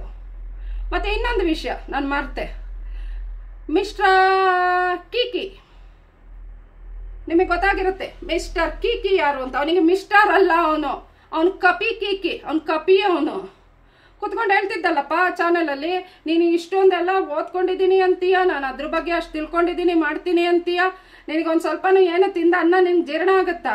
ಬಸ್ಸಲ್ಲಿ ಹಿಂಗೆ ಕೂತ್ಕೊಂಡು ಹಿಂಗೆ ನೋಡಿದ್ರೆ ಕಾಣುತ್ತೆ ಅಂತ ಹೇಳ್ದಲ್ಲ ನೀನು ಹಂಗೆ ನೋಡ್ಕೊಂಡು ಅಲ್ಲಿ ಕೂತಿದ್ದ. ಬಸ್ಸಲ್ಲಿ ಹಿಂಗೆ ನೋಡಿದ್ರೆ ಅವರು ಅಲ್ಲಿ ರೋಡ್ ಸೈಡಲ್ಲಿ ಬಂದು ರೇಪ್ ಮಾಡ್ತಾರಾ? ಬಿಡ್ತಾರ ಜನ? ನಿನ್ಗೆ ಅಷ್ಟು ಬುದ್ಧಿ ಇಲ್ವಾ? ಬಟ್ಟೆ ಹಾಕೊಂಡಿದ್ನಂತೆ ರೇಪಿಸ್ಟು, ಬಟ್ಟೆ ಪೂರ್ಣ ಹಾಕೊಂಡಿದ್ದ, ಆಯ್ತು. ಆಗ ಇವರು ಪರ್ಚಿದ್ರು, ಏನೂ ಆಗಿಲ್ಲ. ಅದಕ್ಕೆ ಉಗ್ರಲ್ಲಿ ಏನು ಸ್ಯಾಂಪಲ್ಸ್ ಸಿಕ್ಕಿಲ್ಲ ಸೌಜನ್ಯಂದು ಪೋಸ್ಟ್ ಮಾರ್ಟಮ್ ರಿಪೋರ್ಟಲ್ಲಿ. ಅಯ್ಯೋ ಹುಚ್ಚು ನನ್ನ ಮಗನೇ, ನಾವು ಬಟ್ಟೆ ಹಾಕೊಂಡೆ ನಾನೇ ಮೊನ್ನೆ ಅಪ್ಪ ಹೀಗೆ ಹೋಗ್ತಾ ಇದ್ದೆ, ಏನೋ ಯೋಚನೆ ಮಾಡ್ಕೊಂಡು ಹೋಗ್ತಾ ಇರುವಾಗ ಇದು ನಮ್ದು ಒಂದು ಸೋಫಾ ಇಲ್ಲಿ ನಿಂಗೆ ಕಾಣಿಸ್ತಿರ್ಬೋದು, ಇಷ್ಟೇ ಪ್ಲೇಸಲ್ಲಿ ಇಟ್ಕೊಂಡಿರೋದು. ಇಲ್ಲಿಗೆ ಅದೆಲ್ಲ ನಿನಗೆ ಹಿಂಗೆ ತೆಗೆದು ತೋರ್ಸೋಕ್ಕಾಗಲ್ಲ. ನಂದು ಹಿಂಗೆ ಮಂಡಿಯಿಂದ ಒಂಚೂರು ಮೇಲೆ ಹೀಗೆ ತಾಗ್ಬಿಡ್ತು. ಬಟ್ಟೆ ಬಿಚ್ಕೊಂಡು ನನ್ನ ಮನೆ ಒಳಗೆ ಹೋಗ್ತಾ ಇರಲಿಲ್ಲ. ಹೀಗೆ ತಾಗಿದ ತಕ್ಷಣ ಫುಲ್ ಬ್ಲಡ್ ಕ್ಲಾಟ್ ಆಗಿದೆ. ನಾನು ಮಾರನೇ ದಿನ ನೋಡ್ಕೊಳ್ಳೋದು ಸ್ನಾನ ಮಾಡುವಾಗ. ಬಟ್ಟೆ ಮೇಲೆ ಪರ್ಚಿದ್ರೆ ಏನಾಗುತ್ತೆ, ಅದೇನಾಗುತ್ತೆ, ಇದೇನಾಗುತ್ತೆ, ಅಷ್ಟು ಜನಕ್ಕೆ ಬುದ್ಧಿ ಇಲ್ವಾ? ನೀನು ಮುಚ್ಕೊಂಡಿರು, ನಿನಗೆ ಆದ್ರೆ ಹೋರಾಟ ಮಾಡು. ಹಿಂಗೆ ಹುಚ್ಚನ ಈ ಥರ ಬೊಗಳಬೇಡ. ಜನ ಮೆಟ್ಟಲ್ಲಿ ಹೊಡಿತಾರೆ, ಮೆಟ್ಟಲಿ, ಆಯ್ತಾ? ಸುಮ್ಮನೆ ಬೊಗಳೇನ. ಒಂದು ತಾಯಿ ಕಣ್ಣೀರು, ಒಂದು ಹೆಣ್ಮಗಳು ನರಳಿ ಬಿಟ್ಟಿರೋದು ಪ್ರಾಣ ಸುಮ್ಮನೆ ಅಲ್ಲ. ನಮಗೇನು ತಿಕ್ಲು ಬಂದಿದ್ಯಾ? ನಮಗೇನು ಮನೆ ಇಲ್ವಾ, ಮಠ ಇಲ್ವಾ, ಸಂಸಾರ ಇಲ್ವಾ, ಮಕ್ಕಳಿಲ್ವಾ, ಮರಿ ಇಲ್ವಾ, ಆಸ್ತಿ ಪಾಸ್ತಿ ಏನಿಲ್ವಾ? ನಮಗೇನು ಹುಚ್ಚಿಡ್ದಿದ್ಯಾ? ಹಾಗಂತ ಮತ್ತಿನ್ನೂ ಯಾರೋ ಬೊಗಳೋದು ಕಮೆಂಟಲ್ಲಿ, ನೀನು ಏನು ಕಿಸಿದೀಯಾ ಅಂತ. ನೀನಾದ್ರೂ ಬಂದು ಕಿಸಿಯಮ್ಮ. ನಾನು ಏನು ಕಿಸಿತೀನೋ ಬಿಡ್ತೀನೋ ಅಂತ ನನಗೆ ಸೇರಿದ್ದು, ನೀನೇ ಬಂದು ಕಿಸಿ, ನ್ಯಾಯ ಕೊಡಿಸು ಸೌಜನ್ಯನಿಗೆ. ಇಲ್ಲ ಮುಚ್ಕೊಂಡಿರು ಸುಮ್ಮನೆ. ಏನೋ ಒಂದು ಮಾಡ್ತಾ ಇದ್ದೀವಿ, ಏನೋ ಒಂದು ಆಗುತ್ತೆ, ದೇವರಿದ್ದಾರೆ. ಹೋಗಿ ಆ ಮುಸ್ಲಿಮಿಗೆ ಸಪೋರ್ಟ್ ಮಾಡ್ತೀರಾ? ಮುಸ್ಲಿಂ ಆದ್ರೇನು? ನೀನು ಹಿಂದೂ ಅಲ್ಲ ಬಗಳದವನು, ಹಿಂದೂ ಹುಡುಗಿ ಅಲ್ವಾ? ನೀನೇನು ನ್ಯಾಯ ಕೊಡಿಸ್ತಾ ಇದೀಯಾ? ಹಿಂದೂ ಹುಡುಗಿ ಸೌಜನ್ಯ ಹಿಂದೂ, ನೀನು ಹಿಂದೂ, ಏನು ಕೊಟ್ಟೆ ನೀನು ನ್ಯಾಯನ? ಬಂದ ಮುಂದೆ ಅವನು ಮುಸ್ಲಿಂ ಆದ್ರೆ ನಿನಗೇನು, ಬೇರೆದಾದ್ರೆ ನಿನಗೇನು, ಹಿಂದೂ ಆದ್ರೆ ಏನು ನಿನಗೆ? ಆ ಜಾತಿ ಈ ಜಾತಿ ಅಂತ ಯಾಕೆ ಹಿಂಗೆ ಇದು ಮಾಡ್ತಾ ಇದೀಯಾ? ಅವನೊಬ್ಬ ಗಂಡು, ಅವಳೊಬ್ಳು ಹೆಣ್ಣು. ಪ್ರಪಂಚದಲ್ಲಿ ಎರಡೇ, ಒಂದು ಗಂಡು ಒಂದು ಹೆಣ್ಣು. ಹೆಣ್ಣಿಗೆ ಅನ್ಯಾಯ ಆಗಿದೆ, ಒಬ್ಬ ಗಂಡು ಒಂದು ಅಣ್ಣನ ಥರ ತಮ್ಮನ ಥರ ಏನೋ ಮನೆ ಮಗಳು ಅಂತ ಅವನು ಅದ್ರ ಬಗ್ಗೆ ಧ್ವನಿ ಎತ್ತಿದ್ದಾನೆ. ಏನು ತಪ್ಪು? ನಿನಗೇನು ಕಡಿತಾ ಇದೆಯಾ ಹೇಳುವಾಗ? ನೀನು ಬಾ, ಹಿಂದೂ ಅಲ್ಲ ನೀನು, ಬಾ. ಯಾಕೆ ಮೀಟ್ರ್ ಇಲ್ವಾ ನಿನಗೆ? ಇಲ್ಲ ಸುಮ್ಮನೆ ಇರು, ನೋಡಬೇಡ. ನಿನ್ನ ಕೈಲಾಗ್ದವನು ಏನೋ ಶಾ ಅನ್ಕೋಬಿಟ್ಟು ನಾವು ಸುಮ್ಮನೆ ಆಗ್ತೀವಿ, ನಿನ್ನ ಲೆಕ್ಕಕ್ಕೆ ತಗೊಳ್ಳಲ್ಲ. ಏನೋ ಒಂದು ಬಡ್ಕೋತಾ ಇದ್ದೀವಿ ಸ್ವಾಮಿ ನಾವು, ಏನೋ ಒಂದು ಮಾಡ್ತಾ ಇದ್ದೀವಿ, ಏನೋ ಒಂದು ನ್ಯಾಯ ಸಿಗಲಿ ಏನೋ ಸಿಗಲಿ ಅಂತ ನಾವು ಇದು ಮಾಡ್ತಾ ಇದ್ರೆ ಎಲ್ಲ ಕುತ್ಕೊಂಡು ಕಮೆಂಟ್ ಆಗ್ತೀಯಲ್ಲಯ್ಯ ನೀನು. ನಿನಗೆ ಬುದ್ಧಿ ಇದೆಯಾ? ಹುಷಾರಾಗಿರೋ ಸ್ವಲ್ಪ ಮಾರಯ್ಯ. ಹಿಂಗೆ ಕಮೆಂಟ್ ಮಾಡ್ಕೊಂಡು ನೀನು ಮುಳುಗೋಗ್ಬಿಟ್ಟು ಯಾರಾದ್ರೂ ನಿನ್ನ ಮನೆ ಹೆಣ್ಮಕ್ಳು ಎತ್ಕೊ ಹೋಗ್ಬಿಟ್ಟವ್ರು, ಆಗ ಹಿಂದೂ ಎತ್ಕೊಂಡೋದ್ನಾ, ಅವನು ಮುಸ್ಲಿಮ ಅಂತ ಸುಮ್ಮನೆ ಕುತ್ಕೊಂತೀಯಾ? ನಿನ್ನ ಮನೆದು ಹಿಂದೂ ಎತ್ಕೊಂಡು ಹೋದ್ರೆ ಅಯ್ಯೋ ನಮ್ಮವನು ಹಿಂದೂ ಅಲ್ಲ ಎತ್ಕೊಂಡು ಹೋಗಿದ್ದು, ಸುಮ್ಮನೆ ಆಗ್ಬಿಡೋಣ ಅಂತ ಸುಮ್ಮನೆ ಹಿಂಗೆ ಕುತ್ಕೊಂತೀಯ ಕೈಲಾಗದ ಶಾತರ ನೀನು? ಯಾಕೆ ಹಿಂಗೆಲ್ಲ ಮಾಡ್ತೀರಾ? ಸುಮ್ಮನೆ ಇಡೀ ರಾಜ್ಯನೇ ಹೊತ್ಕೊಂಡು ಉರಿತಾ ಇದೆ. ಇಲ್ಲಿ ಸಾಲದು ಅಂತ ಎಲ್ಲ ಫಾರಿನ್ ಎಲ್ಲ ಈ ಕನ್ನಡ ಪರ ಹೋರಾಟಗಾರರು ಎಲ್ಲ ರಾಜ್ಯಗಳಲ್ಲೂ, ನಾನು ಒಂದು ಅಂತಿಲ್ಲ, ರಾಜ್ಯದಲ್ಲಿ ದೇಶ ವಿದೇಶಗಳಲ್ಲಿ ಚರ್ಚೆ ಆಗ್ತಾ ಇರೋವಂಥ ವಿಷಯ ಇದು. ಏನೋ ಒಂದು ಊಟದಲ್ಲಿ ಏನೋ ಒಂದು ಕಲ್ ಸಿಕ್ತು ತೆಗೆದುಬಿಟ್ಟು ತೆಗೆದಾಕದೆ ಅನ್ನೋ ಥರ ಮಾತಾಡ್ತೀಯಲ್ಲ ನೀನು. ಬುದ್ಧಿ ಇಲ್ವಾ ನಿನಗೆ? ನೀನೊಂದು ಹೆಣ್ಣಾಗಿ ಏನಮ್ಮ ಕಿಸಿತೀಯ ನೀನು ಅಂತಿದೀಯಲ್ಲ, ಬಾ ನೀನು ಕಿಸಿದ ಬಾಕು ಬಾ. ಹಾಗೆ ನಾನು ಯಾಕೆ ಫ್ರೆಂಡ್ಸ್ ಇಷ್ಟೆಲ್ಲ ಮಾತಾಡ್ತಾ ಇದ್ದೀನಿ ಅಂದರೆ,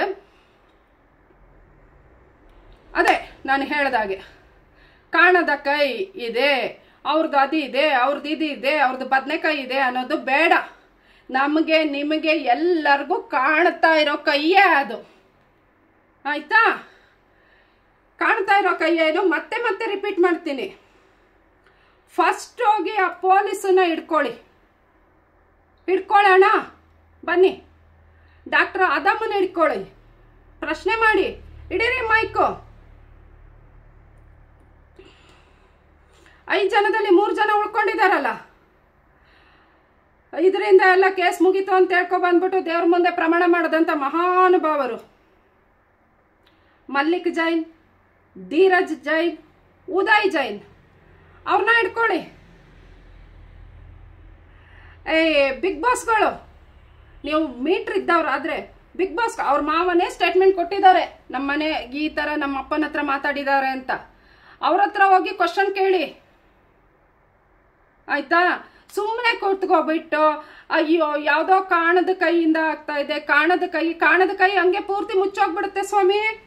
ಕೈ ಕಾಣ್ತಾ ಇದೆ ಅಂತ ನಮಗೆ ಗೊತ್ತು ತಾನೆ, ಕೈ ಕಾಣ್ತಾ ಇದೆ ನಮಗೆ, ಅದು ನಿಮಗೂ ಗೊತ್ತು.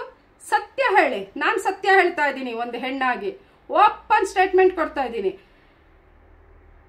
ಕಾಣ್ತಾ ಇದೆ ಕೈ ಹಿಡ್ಕೊಂಡು ನಾನು ನೀವು ಎಲ್ಲ ಪ್ರತಿಯೊಬ್ರು ಹಿಂಗೆ ಕೈ ಹಿಡ್ಕೊಂಡು ಎಳೆದ್ರೆ ಸಾಕು, ತಲೆ ಸಮೇತ ಕಳ್ಚ್ಕೊಬರುತ್ತೆ, ತಲೆ ಕೂಡ ಕಳ್ಚ್ಕೊಬರುತ್ತೆ, ಆಯ್ತಾ? ಹಾಗೆ ಮುಂಚೆನೆ ಹೇಳ್ದಾಗೆ ಒಬ್ಬರಿಂದ ಇಬ್ಬರಿಂದ 10 20 100 ಜನರಿಂದ ಸಾಧ್ಯ ಇಲ್ಲ, ಎಲ್ಲರೂ ಒಂದಾಗಬೇಕು. ಇನ್ನೊಂದು ನಿಮಗೆ ಹೇಳ್ತಾ ಇದ್ದೀನಿ, ದೇವಸ್ಥಾನಗಳಿಗೆ ಹೋಗ್ತಿರಲ್ಲ, ದೇವಸ್ಥಾನಕ್ಕೆ ಹೋಗಿ ದೇವರೇ ಒಳ್ಳೇದು ಮಾಡು, ನಮ್ಮಿಂದ ಏನಾದರೂ ತಪ್ಪಾಗಿದ್ದರೆ ಕ್ಷಮಿಸು, ತಗೋ ನಿನ್ನ ಕಾಣಿಕೆ ಉಂಡಿಗೇನೋ ಹಾಕ್ತೀನಿ, ನಾನು ಹಾಕ್ತೀನಿ, ನೀವು ಹಾಕ್ತೀರಾ, ಎಲ್ಲ ಹಾಕ್ತೀರಾ. ನನ್ನ ಕಡೆಯಿಂದ ನಂದೊಂದು ರಿಕ್ವೆಸ್ಟು, ನೀವು ಎಲ್ಲೇ ದೇವಸ್ಥಾನಕ್ಕೆ ಹೋಗ್ಲಿ, ನೀವೆಲ್ಲೇ ಒಂದು ಹೆಲ್ಪ್ ಮಾಡಬೇಕು ಅವರು ಇವರಿಗೆ ಅನ್ನುವಾಗ ಆ ದುಡ್ಡಿನ ಜೊತೆ 5 ರೂಪಾಯಿ ಆಗಲಿ 10 ರೂಪಾಯಿ ಆಗಲಿ 100 ಆಗಲಿ 500 ಆಗಲಿ 1000 ಆಗಲಿ ಒಂದೊಂದು ನಮ್ಮ ಮನೆ ಮಗಳು ಸೌಜನ್ಯದೊಂದು ಫೋಟೋ ಹಾಕಿ ಒಂದೊಂದು ಬರೀರಿ, ಜಸ್ಟಿಸ್ ಫಾರ್ ಸೌಜನ್ಯ ಅಂತ ಬರ್ದೇ ಉಂಡಿಗಾಕಿ ಫ್ರೆಂಡ್ಸ್, ಬರ್ದೇ ಉಂಡಿಗಾಕಿ. ಫಿಲ್ಮಲ್ಲೆಲ್ಲ ನೋಡಿ ಕೇಕೆ ಹೊಡಿತೀರಾ, ನೋಡು ಕಳ್ಳ ಸಿಕ್ಕದ, ಇಷ್ಟೆಲ್ಲ ಅನ್ಯಾಯ ಮಾಡ್ದ ಸಿಕ್ಕದ ಅಂತ. ಇದು ಜೀವನದ ಹಾವು ಏಣಿ ಆಟ, ಬದುಕಿನ ಹಾವು ಏಣಿ ಆಟ. ಸೌಜನ್ಯ ಅಂತ ಪಾಪ, ಅಯ್ಯೋ ನನಗೆ ಆ ಮಗು ಹೆಸರು ಹೇಳೋಕ್ಕೆ ನನಗೆ ಹೊಟ್ಟೆ ಉರಿಯುತ್ತೆ ಫ್ರೆಂಡ್ಸ್. ಅಂತ ಅಮಾಯಕ ಹುಡುಗಿ ಜೀವನದ ಕತೆ ಇದು. ಏನು ತಪ್ಪೇ ಮಾಡದೆ ಇರೋ 8 9 10 ವರ್ಷ ಜೈಲು ಶಿಕ್ಷೆ ಅನುಭವಿಸಿದ್ನಲ್ಲ ಸಂತೋಷ್ ರಾವ್ ಅವರು, ಅವ್ರ ಬದುಕಿನ ಕತೆ ಇದು. ಇದಕ್ಕೆಲ್ಲ ನ್ಯಾಯ ಸಿಗಬೇಕಲ್ವಾ, ಸತ್ಯ ಹೊರಗೆ ಬರಬೇಕಲ್ವಾ. ನ್ಯಾಯ ದೇವತೆ ಕಣ್ಣಿಗೆ ಬಟ್ಟೆ ಕಟ್ಕೊಂಡು ಕೂತಿದಾರಲ್ಲ, ಇದನ್ನೆಲ್ಲ ನೋಡೋಕ್ಕಾಗದೆ ಆ ಬಟ್ಟೆ ಕಳಚಿಬಿಟ್ಟು ಇದನ್ನೆಲ್ಲ ಸಂತೋಷದಿಂದ ನೋಡಲಿ. ಅದಕ್ಕೆ ನಾವು ನೀವು ಎಲ್ಲ ಏನು ಮಾಡಬೇಕು, ನಾನು ಹೇಳ್ದಾಗೆ ಪ್ರತಿ ಉಂಡಿಗೂ ಹಾಕಿ, ಫೋಟೋ ಹಾಕಿ, ದುಡ್ಡು ಹಾಕಿ. ನಾನು ಯಾರಿಗೂ ದುಡ್ಡು ಹಾಕಬೇಡಿ ದೇವಸ್ಥಾನದ ಉಂಡಿಗೆ ಅಂತ ನಾನು ಹೇಳ್ತಾ ಇಲ್ಲ. ನೀವು ಎಲ್ಲೇ ಹೋಗ್ಲಿ ನಮ್ಮ ಸೌಜನ್ಯಂದು ಒಂದೊಂದು ಪಾಸ್ಪೋರ್ಟ್ ಫೋಟೋ ಹಾಕಿ, ಫೋಟೋ ಬ್ಯಾಕ್ ಸೈಡ್ ಬರೀರಿ ಜಸ್ಟಿಸ್ ಫಾರ್ ಸೌಜನ್ಯ. ನ್ಯಾಯ ಸಿಗುತ್ತೆ. ನಾನು ಮತ್ತೆ ಹೇಳ್ತಾ ಹಾಗೆ ಕಾಣದ ಕೈ ಇಲ್ಲ, ಎಲ್ಲ ಕಾಣ್ತಾ ಇರೋ ಕೈ ಹಿಡಿಯೋಣ ಎಳಿಯೋಣ, ತಲೆ ಸಮೇತ ಕಳ್ಚ್ಕೊ ಬರುತ್ತೆ. ಆಗ ನಮ್ಮೆಲ್ಲರ ಓಡಾಟಕ್ಕೆ ಮತ್ತೆ ನಿಂದು ಈ ಥರ ಆಗಬಾರ್ದು. ನಮ್ಮ ದೇಶದಲ್ಲಾಗಲಿ, ಯಾವುದೇ ದೇಶದಲ್ಲಾಗಲಿ, ಯಾವುದೇ ಹೆಣ್ಣಿಗಾಗಲಿ, ಯಾವುದೇ ತಾಯಿಗಾಗಲಿ ಇಂಥ ಕಣ್ಣೀರು ಆಗಬಾರ್ದು, ಇಂಥ ನರಕ ಅನುಭವಿಸ್ಬಾರ್ದು ಹೆಣ್ಮಕ್ಳು. ತಪ್ಪು ಮಾಡಿದವರು ಆರಾಮಾಗಿ ಅವ್ರ ಮೇಲೆ ಕಟ್ಬಿಟ್ಟು ತಪ್ಪನ್ನ ಆಯ್ತಾ, ಅಮಾಯಕರಿಗೆಲ್ಲ ಶಿಕ್ಷೆ ಕೊಟ್ಬಿಟ್ಟು ಅವರು ಸಮಾಧಿ ಅವ್ರ ಜೀವನದ ಇದ್ರ ಮೇಲೆ ಅಟ್ಟಹಾಸ ಮಾಡೋಕ್ಕೆ ನಾವೆಲ್ಲ ಬಿಡೋದು ಬೇಡ. ದಯವಿಟ್ಟು ಎಲ್ಲರೂ ಸಪೋರ್ಟ್ ಮಾಡಿ. ಕಾಣದ ಕೈಗಳನ್ನ ಹಿಡಿಯೋಕ್ಕೆ ನೀವೆಲ್ಲ ನಮ್ಮ ಜೊತೆ ನಿಲ್ಲಿ. ಕಾಣದ ಕೈ ಅಲ್ಲ, ಕಾಣ್ತಾ ಇರೋ ಕೈಯೇ. ಮತ್ತೊಮ್ಮೆ ಮಗದೊಮ್ಮೆ ಆ ಧರ್ಮಸ್ಥಳ ಮಂಜುನಾಥ ಸ್ವಾಮಿಗೆ, ಅಣ್ಣಪ್ಪ ಸ್ವಾಮಿಗೆ ಇಲ್ಲಿಂದ ಕೈ ಮುಗಿತೀವಿ. ಮತ್ತೆ ಮಹೇಶಣ್ಣ ಅವರಂಥವ್ರಿಗೆ, ಗಿರೀಶ್ ಮಟ್ಟಣ್ಣನವರಂಥವ್ರಿಗೆ, ಈ ಕೇಸಲ್ಲಿ ಯಾರೆಲ್ಲ ಹೋರಾಟಗಾರರಿದ್ದಾರೆ ಅವರೆಲ್ಲರಿಗೂ ನಾನು ತುಂಬ ಹೃದಯದ ನಮಸ್ಕಾರಗಳು, ಧನ್ಯವಾದಗಳು. ನಾವೆಲ್ಲ ನಿಮ್ಮ ಜೊತೆಗಿದ್ದೀವಿ ಅಂತ ನಿಮ್ಮೆಲ್ಲರ ಪರವಾಗಿ ನಾನು ಮತ್ತೆ ಒತ್ತಿ ಹೇಳ್ತಾ ಇದ್ದೀನಿ. Justice for Soujanya, justice for Soujanya. ಒಂದೇ ಮಾತರಂ. ದೇವನೊಬ್ಬ, ನಾಮ ಹಲವು. ನಮಸ್ಕಾರ. ನಿಮ್ಮೆಲ್ಲರ ಸಪೋರ್ಟ್ ಸದಾ ಹೀಗೆ ಇರಲಿ. ನೀವು ಯಾವತ್ತೂ ತಲೆ ತಗ್ಗಿಸ್ಬೇಡಿ ಫ್ರೆಂಡ್ಸ್, ಯಾವತ್ತೂ ಭಯ ಪಡಬೇಡಿ. ಮೇಲೊಬ್ಬ ಭಗವಂತ ಇದ್ದಾನೆ, ನ್ಯಾಯ ಸಿಕ್ಕೇ ಸಿಗುತ್ತೆ. ನಮಸ್ತೆ.